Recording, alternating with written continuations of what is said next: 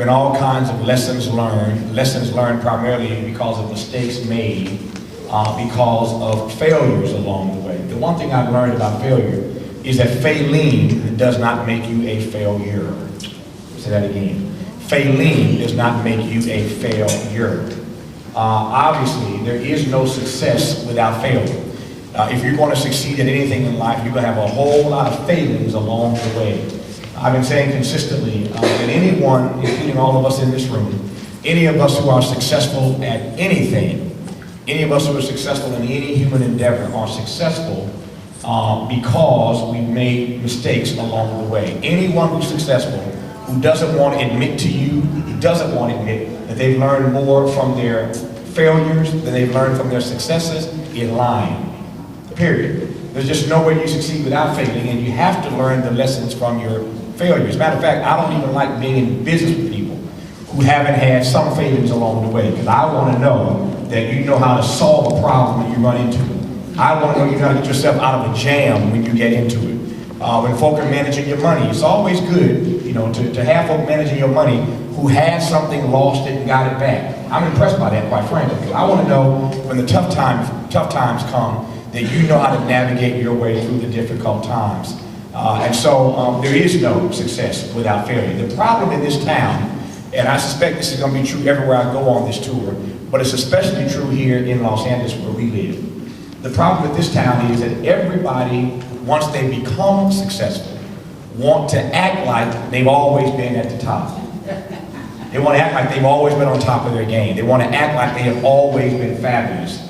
So the game in this town especially is to act like you've always been there, so that nobody wants to show their warts, nobody wants to show the bad and the ugly, only the good, only the success they've had. But they wouldn't be where they are if they hadn't had a lot of failings along the way. So it occurred to me on the occasion of my 20th anniversary, and we were due to put a book out. I started wrestling with the kind of book I wanted to put out. Again, this is book number 15. And this is the one that required the most transparency, the most openness, the most frankness, the most authentic book. I believe with any book, if you're going to write a book, you might as well tell the truth. You're not going to tell the truth by writing it in the first place. But this one, given the nature, given the subject matter, required me to be forthcoming in a way that I have not been in the past about my own personal failings. I believe that each and every one of us is a story. Each of us, each of our lives is a story. And when you get to the point in your life where there are parts of your story that you believe that others can be benefited by, it's your obligation, it is your duty, in fact, to share those lessons with other people. I'm fortunate to have a platform in media where I get a chance to do it through television or radio or books. But whatever world you operate in, whoever is in your world, if there are lessons that you've learned and mistakes that you've made and failings that you have had and that you've endured, situations you've gone through, the older I get, the more I realize that's why we go through these things, so that we can then pass them on to other people. Somebody said last night in our Q&A and our other signing that they see failure really as preparation. And I like that. That's what failure really is. It's preparing you for the next step in your life. I'm a big baseball fan. Speaking of fail up, that's what the Dodgers are going to have to do this year. They're going to make it to the playoffs, and this is a wonderful opportunity to turn this organization around. And so they need to, I should send a copy of this book to all the people in the Dodger front office about what they're going to be up against for the next year, trying to fail their way up as an organization. But Babe Ruth once said that every strike gets me closer to the next home run. Think about that. Every strike gets me closer to the next home run. How many of you got the book in your hand already? How many got the book? Open up the book right quick to the first page. Can I borrow somebody? Can I borrow this? This right quick. It's occurs to me that it's easier just to read this for those who have it. The exact what page it's on. It's pretty easy to find. Go to the introduction. It's not really numbered. To the second page of the introduction. Second page right down at the bottom. You see the color of the ink change, that orange color. These are the words of Michael Jordan in a commercial that he did some years ago. You may recall, Michael did so many commercials. But did a commercial for Nike, and the commercial was called Failure. And these are the words that you hear and see Michael saying in this commercial over some pretty powerful images. I've missed more than 9,000 shots in my career. I've lost almost 300 games. 26 times I've been trusted to take the game-winning shot and missed. I failed over and over and over again in my life, and that is why I succeed. I always remember that commercial, and I love that commercial when I first saw it. Thank you. Because it speaks so dramatically, it speaks so powerfully, thank you. It speaks so dramatically and so powerfully to what failure really is. So when this sister last night stood up in our Q&A and talked about how she views failure as preparation, it made great sense to me. That's exactly what failure is. Again, too many folk get to a particular place in life and they don't believe in that notion of reaching back and pulling somebody else up and sharing what they've known, what they've learned rather, to help others. But that's not where I wanted to be on this 20th anniversary of being in the broadcast business. So long story short, it occurred to me that if I was going to do a book this year, book number 15 should be this book.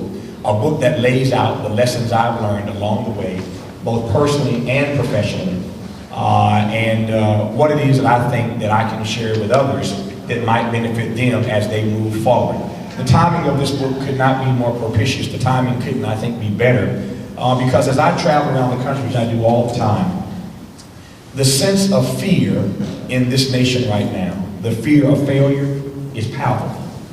I feel it everywhere I go. I was talking to an interviewer earlier today, and I was making the case to them that sometimes it's hard when I get up in the morning to motivate myself to do the work that has to be done that day. So I look around me, in so many ways I see the signs, I see a litany of examples that our culture is devolving. Our civilization is decaying. And people are afraid. So many people are being frozen, in fact, in their own lives, being frozen by fear. Think of all the things that we are afraid of now. We're afraid of another terrorist attack hitting this country. We're afraid of biological weaponry being used against us one day.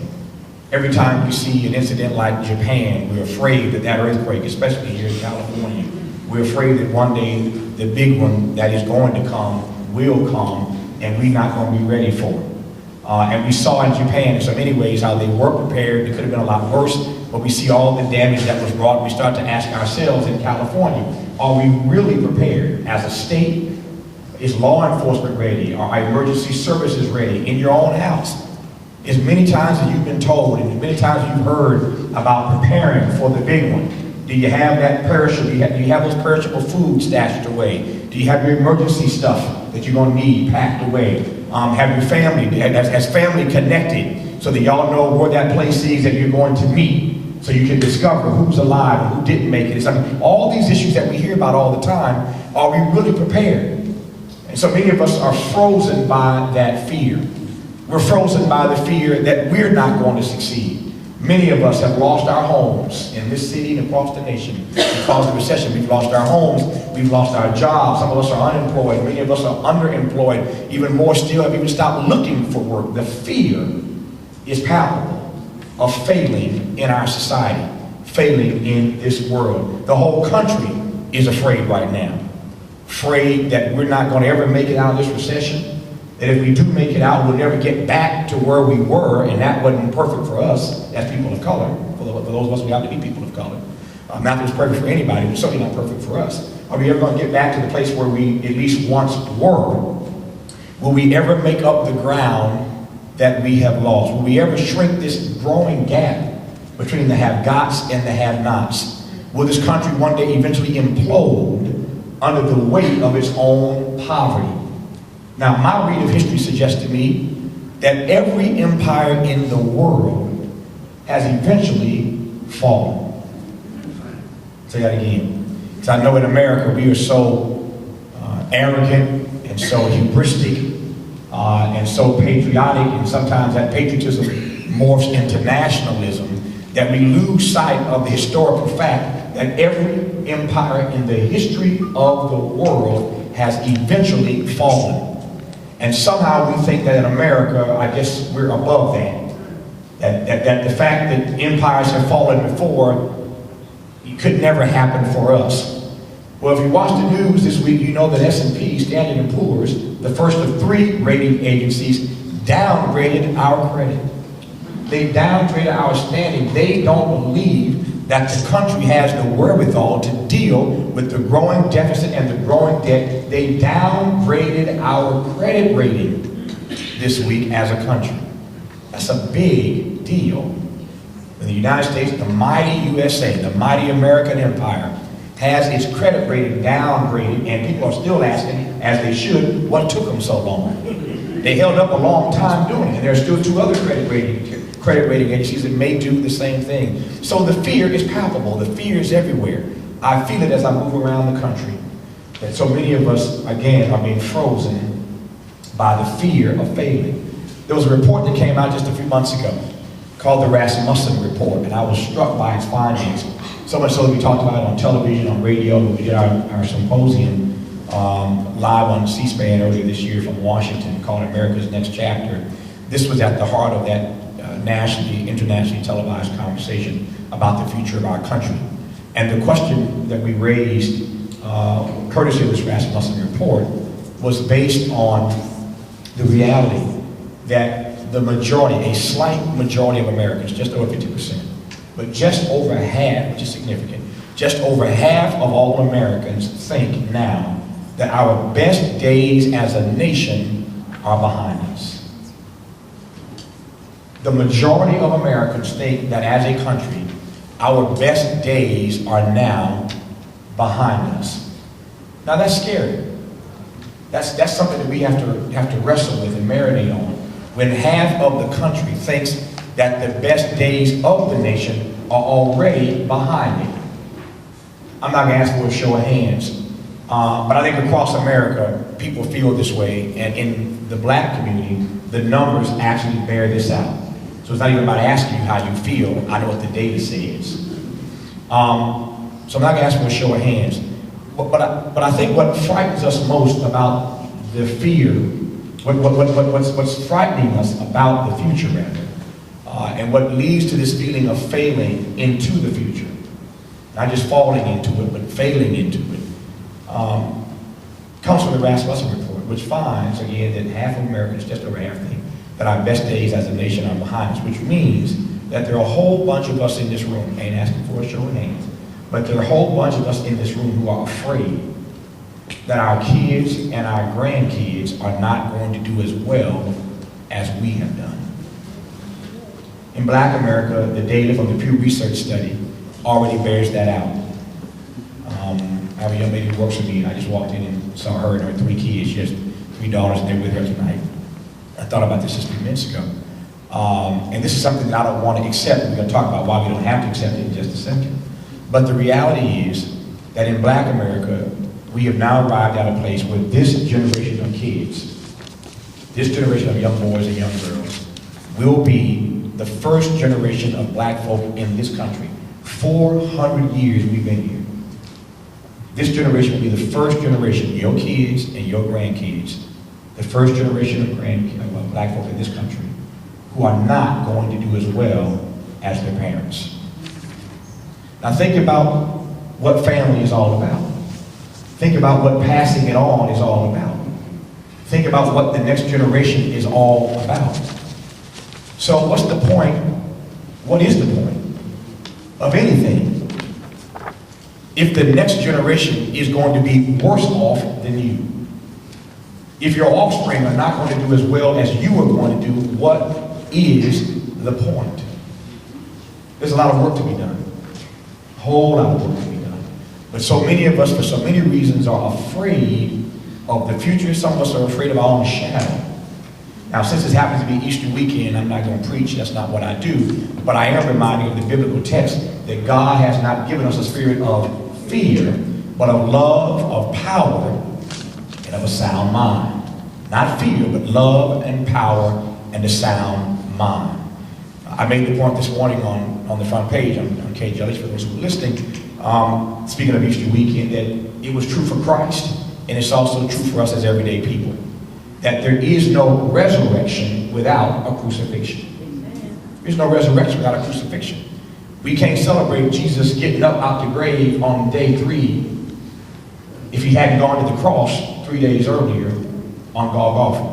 So you can't have a resurrection without a crucifixion, and that's true for every one of us. I close this book in the last chapter with some words that I'm reminded of right now. The last chapter, this book is called Father Knows Best. What I argue in that chapter is that we plan and God laughs. We try to plan our life and God laughs. Because sometimes what we think we're going to do is not exactly what he has in mind for us. So oftentimes we plan and God laughs. But there's a song that we used to sing in my little church growing up in Indiana, the Pentecostal church. We sang it years ago. And the words go simply like this: must Jesus bear the cross alone and all the world go free? No, there's a cross for everyone, and there's a cross for me. Must Jesus bear the cross alone and all the world go free? No, there's a cross for everyone, and there's a cross for me. Again, I'm not a preacher, that's not what I do, but I believe that what Easter is really all about is reminding us that because he bled and died and went to the cross and went to the grave and came back up on day 3, because he came back up, in our own lives, there's nothing that we go through that we can't recover from. If he gets up and all power and heaven and earth is in his hands, then that means that whatever we go through in our lives, he's empowering us to be resurrected. That's why we say we die daily. We die out every day. We die out to fear. We die out to failure. We die out to pessimism. We die out to negativity. And that's a daily process. But if he came back from the grave, then he's empowering us to come back to pull ourselves up out of the graves that we find ourselves in. The graves of drug dependency. The graves of having less than and thinking that we are less than. The graves of inferiority. The graves of poverty. The graves of unemployment. The graves of miseducation. Whatever we find ourselves wrestling with, if he overcame, he's reminding us every Easter that we can overcome in our own lives. So fear does not have to freeze us. Fear of failing doesn't have to stop us from taking risk. Fear of failing does not have to stop us from becoming everything that we can, in fact, become. But the only way this makes any sense is if you realize that you're not going to get there. You can't get from here to there without enduring the failures. So you might as well, as I argue in the text, you might as well start to see failure as a friend. You might as well start to see failure as your friend. Failure is not fatal, and failure is not final. It's not fatal, and it's not final. Don't you ever let failure have the last word. Ever let failure have the last word. And so in this book, I've learned these now. I couldn't have given this speech, 10 years ago, or 15 or 20 years ago. I can give it now, because I've had so many failures. I've made so many mistakes, and they're documented in this book. Let me highlight just a few, and then I'll move to taking your questions and comments about anything I've said tonight or didn't say, and we'll have a little conversation here on Easter weekend, and then we'll sign some books. In no particular order, I start out chapter 1 talking about the lesson I learned as a child about humility. It is a lesson I still learn every day. I said last night that the thing about humility is it's a daily struggle, particularly if you become a personality known in this country and around the world, because the more you do, the more people think and tell you how great you are. And if you ain't in tune with who you really are and who's really in control, then your ego starts to grow and grow and grow. And people will do that to you when they love you, when they respect you, but you got to understand how to be centered and be humble. And when I was just a child, if you turn to the first chapter, you see a little picture of me when I was 12 and 13. After my mother sat down and talked to me about the humility problem that I had. And I grew up in an all-white community. We were the only black family in this community. There were 13 of us in my family, 10 kids. I have 9 brothers and sisters.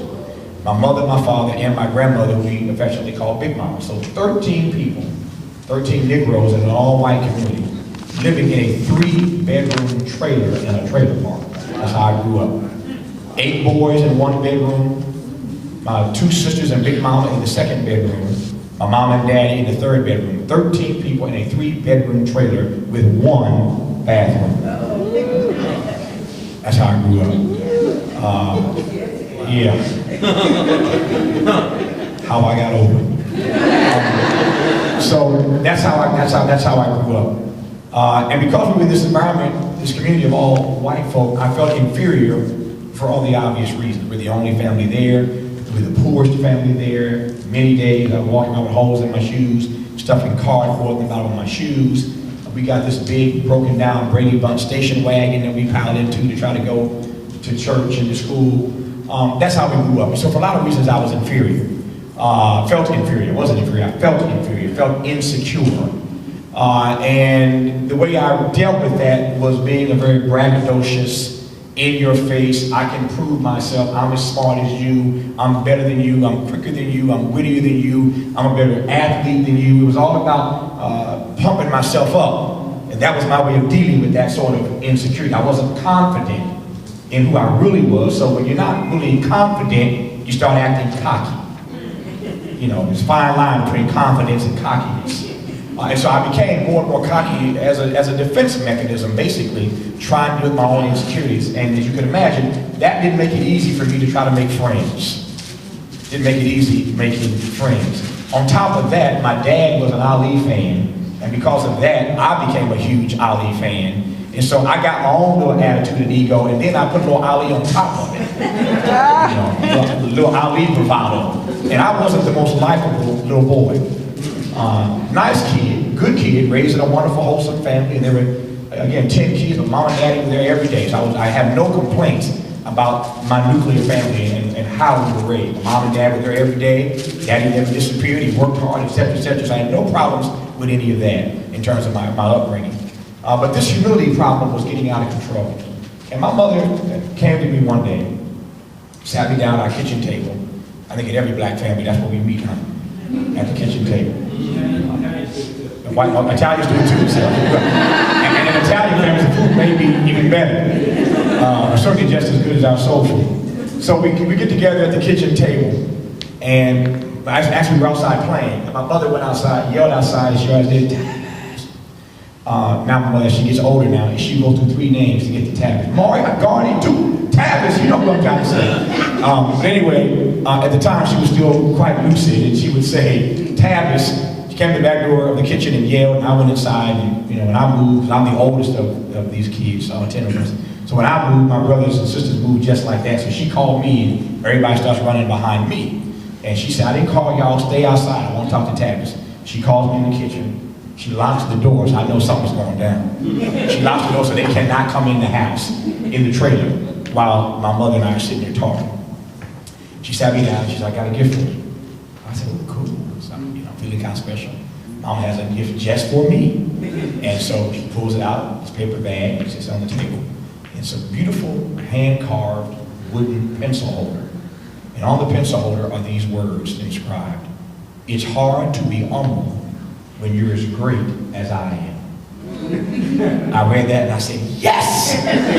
Yes! That's me! It's hard when you're as great as I am. And I got excited, jumped out the kitchen chair, and started to get my little Rocky moment, you know, my Ali moment. And she said, sit down and read it again. I read it again. It's hard to be humble when you're as great as I am.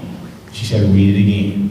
I tell the story in the book. I read that thing 6 or 7 times before it finally hit me that my mama was not paying me a compliment. My mother was trying to check me as lovingly as she could with a beautiful little pencil holder with those words on it. It's hard to be humble when you are as great as I am. When I finally realized, and it finally sunk in, that she was trying to teach me something, that she wasn't celebrating me or patting me on the back. This was not complimentary, as I said, or celebratory. When I finally got that, she said to me, baby, you have a humility problem. And I love you too much to let you go through life with people hating you because you don't know how to interact with people. Now, my mother had no idea that years later that my whole life, my whole sustenance would be based upon people finding favor with me. In other words, if people don't like you, you don't have ratings on a TV show. They're not tuning in. They don't like you, they're not listening to your radio show. They don't like you, they're not filling up every seat in the room. So I told you how this happens. Look around now, see how packed it is? That's how LA works. You go and get started, the Negroes will show up later on. But if people don't like you, especially in my business, then you don't survive. So my mother had no idea that this is what I was going to end up in, a profession where people, it ain't like I got a government job, and I ain't hating on anybody who works for the government. I worked for the government many years in my life, but I don't have any job, government or otherwise, where I go sit at a cubicle every day and I just sit there on the computer and mind my business. No, my job, my livelihood is to interact with people. And not even just to interact because you watch and listen. It's not just to interact, it's to get them to open up. There's got to be something about me and my delivery, my style, my personality that gets them to open up and tell stuff they really don't want to tell. Didn't think they were going to say. That's my job every day. And so my mother could not have envisioned that, couldn't have known that years ago, but that lesson of humility was so important to her because she knew that I was going to be a person in the world. I had to navigate dealing with other people. I had to celebrate the humanity in other people. And you can't celebrate the humanity in others if you don't have any humility inside yourself. You can't get to humanity if you don't first have humility. And so my mother sat me down and tried to teach me this lesson. And I was starting to get it. And then, as my mother did, always being as wise as she was and still is, she hit me with a Bible verse. It was like a dagger to my heart. A verse out of Proverbs that says, "Let another man praise thee and not thine own lips. Let another man exalt thee and not thine own mouth." Let another man praise thee, not thine own lips. Let another man exalt thee and not thine own mouth. Pretty self-explanatory. She then said to me, now I'm crying now, I done came inside thinking I was all that 10 minutes ago. And I'm just crying crocodile tears now. Because my mother is, she's spanking me. She's doing it lovingly. But I love my mother. I would do it then and now. I would do anything for my mom. And when I disappoint my mama, I can tell you this, so much of my life and my career has been about trying to make my mama proud of me. And I think a lot of us feel that way. It's about trying to make my mama proud of me. I love my daddy. Daddy gonna be all right. But I want my mom to be proud of me. And some of that has to do with the fact, let me detour right quick, some of that has to do with the fact, and this is the story I tell in one of my previous books, my memoir, What I Know for Sure. My mother had me out of wedlock in Mississippi way back when it wasn't in vogue to be walking around pregnant without a man, without a husband. Like, ain't nothing wrong with that. And this is in Mississippi. And she's in high school. So she's in high school, she's pregnant, she's in Mississippi. This is a major embarrassment in the 60s. This is a major embarrassment. And my mother was so embarrassed that she worked hard to graduate high school early. And thinking that nobody else knew, ran away as far away as she could to New York City. Had never been out of Mississippi in her life. Got on a bus and went to New York, thinking that nobody knew she was pregnant. And I guess she thought she was going to pop back up a couple years later with a little baby. Unbeknownst to her, everybody in this high school already knew. She wasn't as thick as she thought she was. Everybody else already knew she was pregnant. And she goes to New York trying to hide the fact that she's pregnant. And she came back eventually, and all that embarrassment that she was trying to run away from, she felt it. The embarrassment, the wrath. She's running around with a baby, her kids are all free, going to school, those who could afford to go or wanted higher education. She couldn't go to college, didn't have any money. She started working in a restaurant, then she went to work at a cleaner. She was ironing, pressing clothes every day, couldn't get to college. So in some ways, her life changed dramatically. It was altered dramatically because of my coming into the world. So for all that embarrassment and all that shame and all that she didn't get a chance to do in her own life, I always wanted to make my mama proud of me. It's always been about redeeming that for my mother. So if my mother is disappointed in me, it's just like, it's just a dagger to me. She ain't got, as y'all black mothers know, she ain't got to say nothing. She's got to give me that look. Just look at me and I just fall apart. I'm in my 40s now, I still feel the same way. My TV show every night, I'm watching what I'm asking, what I'm saying. I know she's watching every night. And I can't ask her nothing, I can't get too far away from who I am. I know I'll get home that night, get a phone call from my mom about watching the show. And she don't miss none of my shows. I don't get cut no slack, but she don't miss no shows. When she's on the road traveling, she will not stay in a hotel until she calls ahead of time to make sure they have PBS and what time does my show come on. If they don't have it, she won't stay in that hotel. Seriously, she won't go anywhere without doing it. So anyway, she did hit with that scripture that let another man praise thee, not thine own lips, let another man exalt thee, and not thine own mouth. She said, I want you to do me a favor. I want you to go to school for the next week. Do mommy a favor. Go to school for the next week, and I don't want you to say anything about yourself. Just do what you do. Be the brilliant young boy that you are, the talented young boy that you are, but don't say anything about yourself. Don't bring attention to yourself in any way. She said, I guarantee you, it won't be too long before somebody is going to notice something spectacular that you have done. And they're going to acknowledge that. And I want you to come back and tell mama which one feels better. You patting yourself on the back and pumping yourself up, or somebody else acknowledge what you have done. Come tell me which one feels better when that happens. Well, obviously a few days went by and something went down and somebody acknowledged me. I couldn't get off that bus fast enough. I'm running down the street trying to get to my mama. And my mother, because all these kids didn't work every day, so she was home every day, cooking dinner. We ate dinner every day at 4:30. Wonderful way to be raised. And I couldn't get off that bus fast enough to run down the street to tell my mama what had happened that day. And she's laughing and crying all at the same time. And that lesson took for me when I was 13. Now, as I said, being humble is a lesson that we have to learn every day. If you're going to navigate past failure, past what folks say about you, past what they do to you, that lesson of humility is a very, very important lesson to learn. And at the end of each of these chapters, I have what I call Tavis's takeaway. And at the end of that chapter, you read more about the story, but the lesson is pretty simple. Stay humble or stumble. Stay humble or stumble. One of the lessons I learned as a child that I still wrestle with every day about my own humility and my own place in the world. Another lesson. President Obama was here just a couple of days ago, and most of you know, many of you know that a few years ago he was running for the White House. There was all this drama in the media, Tavis and Obama and Tavis, and it was kind of funny because after years of being so respected and so regarded and so beloved in the black community for all the work I've tried to do across this country, it was a little weird overnight becoming persona non grata. Overnight, the whole black, what's wrong with this Negro? He done lost his mind. Why is he hating on Obama? It just got ugly. I was called everything but a child of God for like a year and a half there, 2 years, all over the internet and the media and everywhere else, because nobody could understand what I was talking about with regard to holding the president, then Senator Obama, accountable. For me, it was kind of strange because I wasn't doing anything different than I'd always done. It didn't matter who the person was running for president. And what's funny and really ironic is that everything I've ever said or done is on the public record. I'm on the radio every day. You can get the transcript. I've written 15 books. Go buy them. There are box sets of all of my commentaries. They're easy to find. So it's pretty easy to do the research to discover what I have said about other presidents. You can do the research yourself. As I speak about politics, I see my friend here who I work for who's in this book. Please welcome Supervisor Mark Whitley Thomas.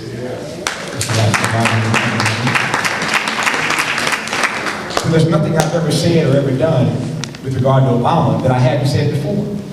I mean, Clinton, Toni Morrison referred to, it was Toni Morrison who said that Clinton was the first black president. Remember that joke she told? Clinton is the first black president. And black people love Bill Clinton. And before Barack Obama, it was all about Bill. And even Bill got spanked during the Obama campaign, as you recall. Negroes turned on Bill Clinton. Y'all remember this? We got funny with Bill Clinton during the campaign. So Clinton got some, I got more than Clinton got. But everybody in the black American scene turned on Tavis during that time, strangely, for doing what I'd always done, holding people accountable. As much as we talked about, as much as we love Bill Clinton, the transcripts are clear. I went off on Bill Clinton, respectfully, but went off on him when he signed that welfare bill. When he and Mary Wright Edelman fell out about that. And I respect her and the Children's Defense Fund as much as anybody in this country, ever. Her husband resigned from the Clinton administration over Clinton signing that welfare bill. And I checked him on that every day on TV and every day on radio. During my BET days, I was livid about the president signing that welfare bill. He called me about it one day. We had a long talk about it. But that left a bad taste in my mouth when he signed that bill. When he signed the crime bill, y'all remember that? That crime bill that instituted as law 100-to-1 crack to powder cocaine discrepancy. You remember this? You got to get caught with 100 times more powder cocaine than crack to get the same sentence, and Bill Clinton signed that into law. That was a racist policy. You know why? Because we use crack in the streets and cocaine up in the suites. Okay. So it's a racist policy. You call it 100 times more powder than crack to get the same sentence. That's a racist attack on people in the hood, in the community, using crack. I don't condone that, but the policy was racist. I went off on Bill Clinton about that. And worse than all of that, when he sat on his hands, now he would admit this to you now, after his post-presidency, he'll admit this to you. We talked about it many times over dinner in our private conversations, the president and I. He would admit now that the worst mistake of his presidency wasn't Monica Lewinsky. That was a bad one. But the worst mistake was sitting on his hands and not going into Rwanda fast enough. When the Hutus and the Tutsis were going at each other, you got ethnic genocide, ethnic cleansing in that African country, and Clinton and Madeleine Albright sat on their hands and didn't do nothing about it. The worst mistake of his presidency, sitting on your hands when genocide is taking place. I checked him day in and day out about that Rwandan lackluster response. So the record is clear. That's just one person. So my point right quick is, if I went off on Clinton, then you know what I was saying about George Bush. The record is clear. It's always been about holding people accountable. So now this Negro named Obama shows up, and I'm supposed to change my flow? I'm supposed to stop talking about accountability? I'm not supposed to talk about black unemployment? I'm not supposed to talk about environmental racism? I'm not supposed to talk about lack of health care? And I love now the president is on the defensive. Now he's running for re-election again. When you ask him about what he's done for black folk, the first thing he says, staying on message, is, well, I passed health care reform. And that's going to benefit everybody. Yes, it will, when it finally kicks in. But until then, a whole bunch of Negroes are going to keep dying until adults are covered for pre-existing conditions. That'll happen for another 4 or 5 years. So a whole bunch of us are going to die until we get to that.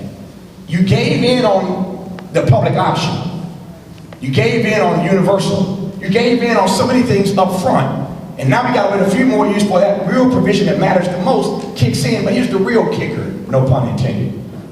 If you ain't got a job, you ain't got access to health care or the money to pay for it. So since Negroes are unemployed, triple, quadruple everybody else, what you passed still ain't helping black folks because we ain't got a job. And he is so afraid of being accused of being tribal for even talking about black unemployment. If you're in a bad accident tonight, I'm not trying to, I hope none of us are, but if you were in a bad car accident tonight and they rushed you to the hospital with head trauma, I hope the surgeons aren't going to start operating on your feet. What's your point, Tavis? You operate on the part that is most acute. The pain, that is, the suffering, the trauma. So we don't want help because we black and because he's black. We want help because you're the president. And we are hurting the most. Let me just assure you, with all respect to my white brothers and sisters, if white males in this country were unemployed at the level of black folk right now, black males, oh, there'd be a whole crisis. There'd be a White House summit on white male unemployment if the numbers were similarly situated. So my job here, my role, the president's got his job to run for office, to be president, but my job is to talk about holding you accountable. I do that lovingly, I do it respectfully, but for some reason a few years ago, everybody went off on me. Nobody wanted to hear that kind of critique.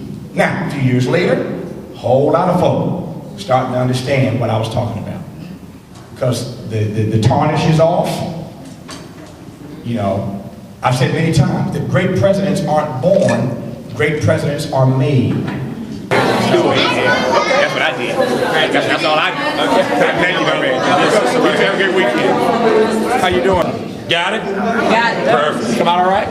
Hi, this is Torkwase for Pack Stereo TV. We have here Tavis Smiley at the book signing. How are you doing today? I'm doing well, and yourself? Pretty good. Good. So now I have a question. You have your book that's coming up, Fail Up.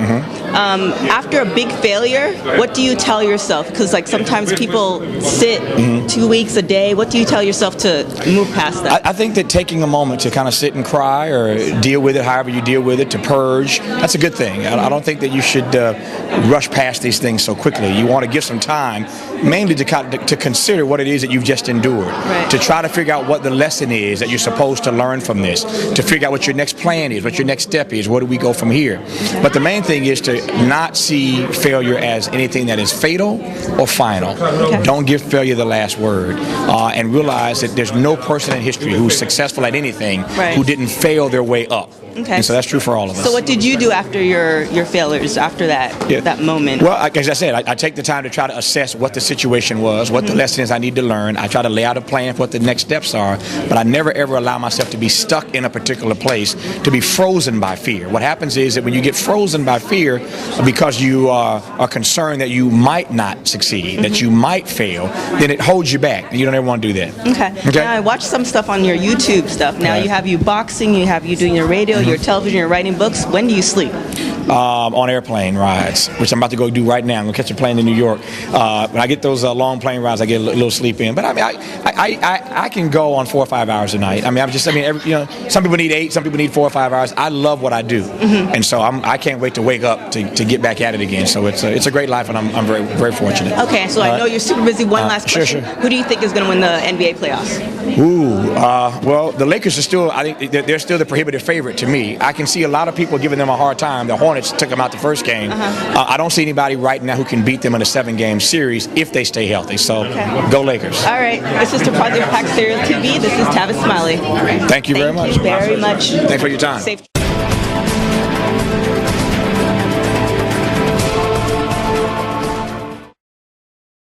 Listen, do your own math and learn from the stuff that you are missing. Create your own path with your own vision.